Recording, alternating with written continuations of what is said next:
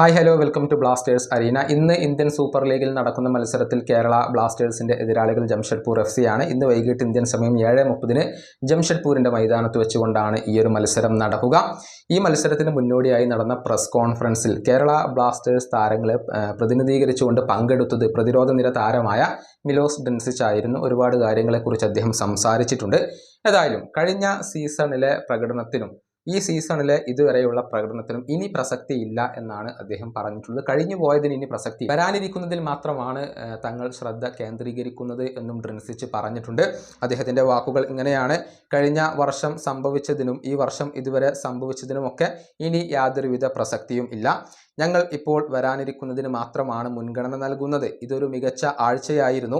ഹോമിൽ വിജയിക്കാൻ ഞങ്ങൾക്ക് കഴിഞ്ഞു. എല്ലാ മത്സരത്തിലും അത്തരത്തിലുള്ള വിജയമാണ് ഞങ്ങൾ ലക്ഷ്യം വെക്കുന്നത്.